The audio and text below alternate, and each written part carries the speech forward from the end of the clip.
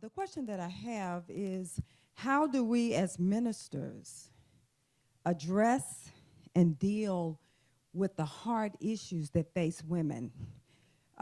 We talk about a lot of social justice issues, okay, and I'm going to talk about the issue of abortion because we talk about domestic violence and sexual abuse, but no one says that word abortion. And as a psychiatrist and a therapist, I have treated many, many, many women over the years in and out of church. The question is, how do we deal with these issues?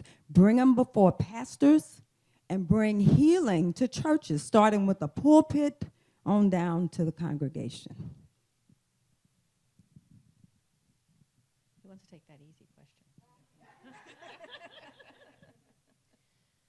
So one of the things that I'm actually interested in as a research subject is the role of testimony in preaching.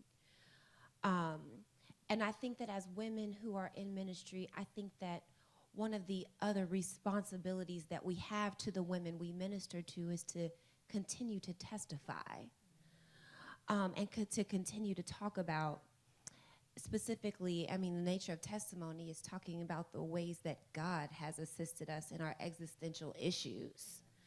The problem with testimony, or the tricky thing about testimony, is that you have to get to the good news. You have to get to the part where the brokenness is starting to come together, where the healing is beginning to take place, or when it is manifested. And so the challenge to many of us is living our way to the good news. So we want to tell these stories and we want to testify, but it's only half a testimony if you can't get to the breakthrough. And so the challenge then becomes, have we lived into those breakthroughs?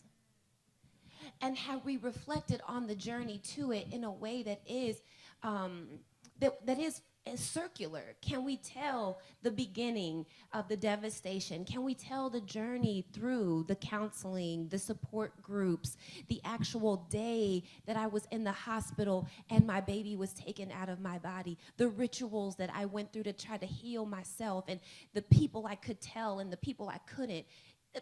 And then on to the denouement, to the climax, to the good news. So I think that we have a responsibility to be vulnerable. But here's another trick. This is another reason why it's tricky. We can't just throw these testimonies around.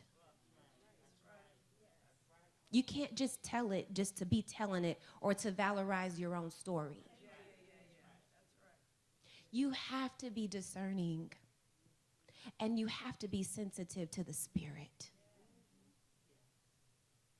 Because we might be the ones to have lived through the testimony, but the Spirit is ultimately the steward of that story.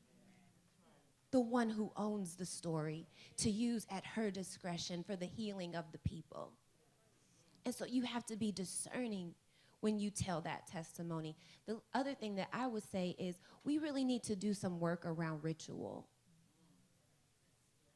We really need to do some work around the enactment of healing that holds us in a place of brokenness until healing comes. I think that that's one thing that one role that ritual serves.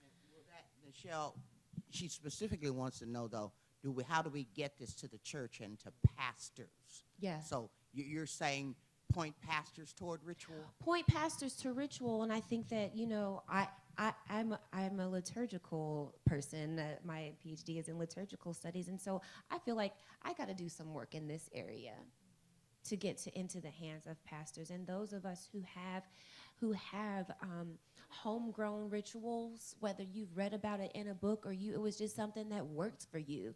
We need to compile these rituals that have worked for us and put them in writing and make some kind of a resource, whether it is digital or whatever.